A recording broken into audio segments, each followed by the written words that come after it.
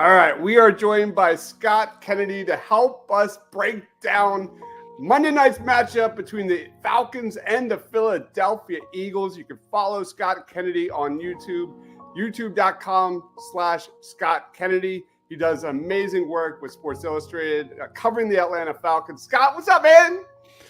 Just another day in paradise. It took all of 1 week to let the air out of the Falcons balloon is all it took. So everybody's kind of like not sure what to expect for this Philadelphia Eagles matchup coming up on Monday night.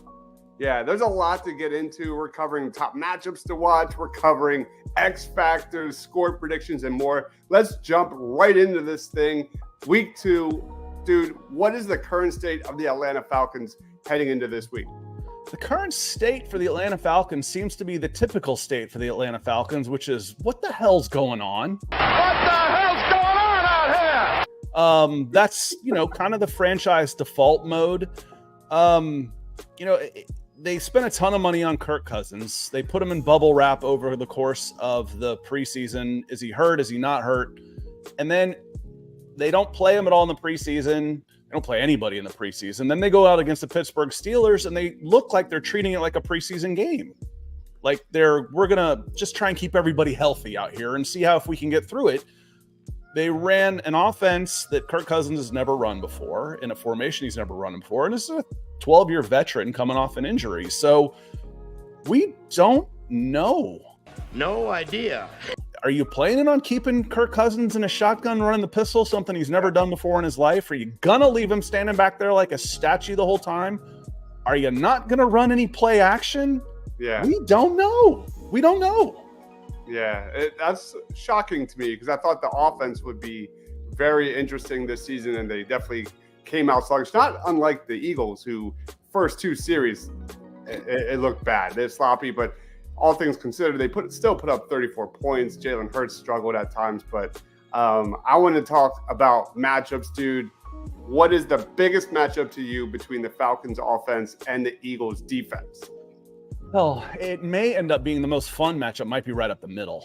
The tackles for the Falcons are enigmatic. Caleb McGarry got left on an island against TJ Watt. Oops. Yeah, can't do that. I don't know. We're going to help him with Kyle Pitts, who doesn't block every once in a while.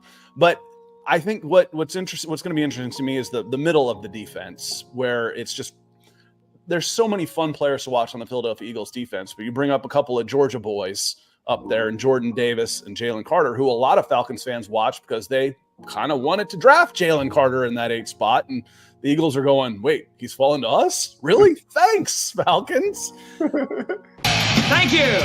Bijan Robinson's still going to be a big part of this offense, and he's going to get the most touches in every game as long as he's healthy. He runs really well off tackle, though, but can they get any kind of push up the middle? So for me, Chris Lindstrom is probably the best player on the Atlanta Falcons, and he's probably the best player in the NFL you've never heard of. The guard, right guard, all-pro guy.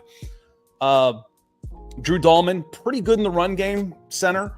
And then Matthew Bergeron struggled a little bit in his second year in the middle. So for me, the middle is always going to be interesting. And then can you survive the edges? Because Philadelphia always seems to run 4 edges at you. And after that, it's really all about what the hell are you doing, Atlanta Falcons, on offense? Because how do you run 0 play actions with Kirk Cousins? I don't care if you're in a shotgun.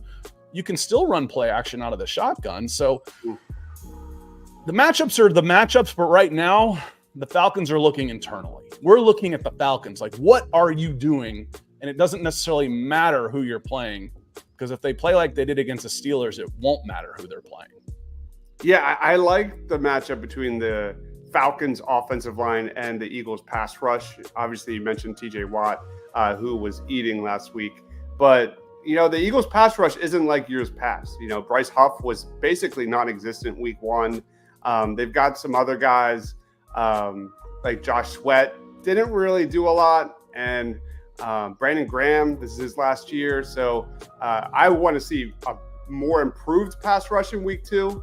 They only got 2 sacks. Both of them came from Zach Bond, who looks like the breakout star of the NFL, at least overreaction Monday after week 1. Let's throw it to the other side.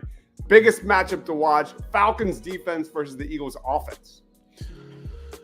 Containing Jalen Hurts in the run game, probably. You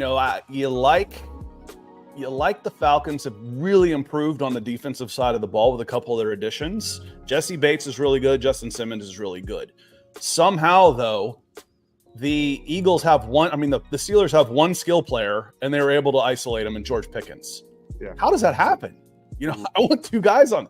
Now, the Eagles can scare the crap out of you with multiple weapons. And if Arthur Smith can get George Pickens open, what the hell are you going to do with A.J. Brown? Mm-hmm. So and with Jalen Hurts throwing the ball, that becomes a little bit more scary.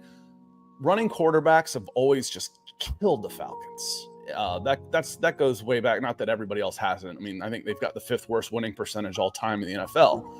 But again, the secondary will be interesting to me, and it's always interesting. Can the Falcons generate a pass rush on their own? Because they haven't been able to do it with 4 guys for several years. Mm-hmm. Yeah. You look at the Eagles offense, that they ran a lot of motion in week 1, and Jalen Hurts struggled with decision-making at times. The one throw he threw across his body into no man's land, had no zip on the ball. It was a horrible, horrible decision. Led to the interception where they could have really iced the game. But there's light at the end of the tunnel for Eagles. I thought Jalen Hurts looked terrific in motion. I thought you look at the offense with A.J. Brown and Devontae. Those are obviously, we know, 2 studs that are going to be a major problem for the Falcons defense. So let's run into our next question. And that is the biggest X factor on the Falcons that maybe Philadelphia fans don't really know enough about that could make an impact in week 2. I don't know. I really don't. I don't have an answer for you. The guys that will get the ball are pretty high-profile guys. I'm like, if you play fantasy football, you've heard Drake London, Kyle Pitts, Bijan Robinson, Kirk Cousins for the wrong reasons. How are these guys not getting used? We've heard that for, multiple years now.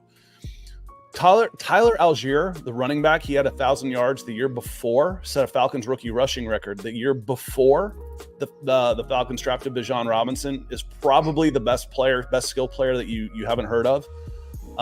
Grady Jarrett is criminally underrated around the NFL because he's been on bad teams. Yeah. But, a huge impact in week 2. I don't know. It's just right now, there's no good answer because of how bad the offense was in the first. They had 50 yards. They had 50 yards in the second half against the Steelers. Yeah. I think the better question isn't necessarily the X factor. The biggest question is anybody going to have an impact for the Atlanta Falcons against the Philadelphia Eagles? Because nobody did in week 1. Wow. I'm a big NFL draft guy. I do multiple shows on college football every week. So I got to ask you, first impressions with Michael Penix Jr., Ruka Rorhoro, Braylon Trice, who I was a big fan of out of Washington. Are those guys going to be on the field at all? Trice is out for the year. He blew a knee. Is he? Yeah, he blew a knee. Michael Penix will not see the field unless there's an injury to Kirk Cousins. Ruka Rorhoro will see some time in a backup role, but the Falcons went through this draft. Tell me if there's anybody else you can say this about without drafting a player that's projected to start. Jeez. And that's going into this season. Now, injuries happen. If something happens to David Onyemata or Grady Jarrett, then maybe Rorhoro comes up next. But they didn't draft a single guy that was a projected starter, including number 8 overall pick Michael Penix, who they wanted to put on the shelf for their $100 million guaranteed 36-year-old quarterback. Yeah, you look at the schedule for the Falcons. They have the Eagles at home Monday night. Then they have the Chiefs, and the Saints look pretty strong in week 1. Is there, just circling back to Michael Penix, is there any chatter that Michael Penix could get on the football field this season? Like, is that only kind of scenario? Only if it goes completely down the toilet? It's like break glass in case of emergency. That's it. Okay, Cousins is hurt. The Falcons are 0-10. Now, the Falcons' schedule is front-loaded. It's, I've said that based on all the newness with this team, including Kirk Cousins, this team could legitimately start. Now, I backed off on this once I saw some of the defensive additions like Matt Judon and Justin Simmons, and I went from 2-3 is a hopeful start to 3-2, but I switched up my thoughts on the Steelers because I'm like, okay, they can beat the Steelers. Well, they could beat the Steelers. The Steelers offense is dreadful. They lost by 1 score, giving the ball away 3 times and only having 50 points, 50 yards of offense. The Falcons beat the Falcons, and Mike Tomlin's smart enough to let them beat the Falcons. So, no, you don't plan on seeing Michael Penix this year unless something happens to Kirk Cousins, or if something is happening to Kirk Cousins and he's not fully healthy yet. But finish your point. My point is they could start 1-4 and still go 10-7. Gotcha. Their schedule is poor, and it's backloaded. They play like 4 playoff teams all year. 4 of the first 5 games are against those teams. Sounds good. And then we get to our last segment, winner and score prediction. Man, how do you see this Eagles versus Falcons matchup playing out on Monday night? Oh, goodness. The Falcons have a long and glorious history of embarrassing themselves on national television when they're playing an isolation game. They looked god-awful against the Steelers. We don't know what's going on with the offense. And Philly will put up points. Their offense is significantly better than the Pittsburgh Steelers was. I could see us somewhere along the lines of 31-13 Eagles on this one. But again, it's week 2. It's overreaction week. This is the week of overreactions. But I think the Eagles win this one pretty comfortably. And I think 31-13 is probably pretty safe on that one. To be honest, that makes me nervous, Scott. I'm not going to lie. Like, this is, as an Eagles fan, every time we have this kind of thought process where it could be a double-digit victory for the Birds, things don't necessarily turn out like that. So, I just don't know if the Falcons are ready to win. They're not playing. They're playing like they're trying to just survive the early part of the schedule so they can get serious. Like they took my prediction to heart. I'm like, we're going to lose these games anyway. Let's make sure we get through this healthy, and then we can really start playing week 6 and win 10 of 11 games and make the playoffs and get hot. It's just they did not play this game. I said they didn't play a single player in their first 30 for more than 3 snaps in the preseason. Total disdain for the preseason. Week 1 looked like a preseason game. It looked like, okay, we're just going to try and get everybody, we're going to try a couple new things, try and get everybody healthy and get out of here. That's what it looked like. So it's like, okay, why are you playing so scared? If you're scared to play Kirk Cousins, then don't play him. Mm-hmm. If you're afraid of him getting hurt, then don't play him. If you're not, then take the bubble wrap off and let's go to work. You don't get Kirk Cousins to have him not do play action with Bijan Robinson behind him. Amen. Help me out here. Explain this to me like I'm it's a good movie that everybody in Philadelphia ought to know. Explain this to me like I'm a 6-year-old. All right, that is at Scout Kennedy on X. Go check out his YouTube channel, youtube.com/Scott Kennedy. Dude, final thoughts on the matchup? Anything else you want to plug? Time's yours, man. Let's see. I looked up the official. The over/under on this is 48.5. I said 31-13, so that's 44. So I took the under on this one a little bit. And then the Philly is just under a touchdown favorite. Eagles, man. I feel pretty comfortable. I never bet, though, when I'm involved with a team because your emotions skew the logic on it. Mm.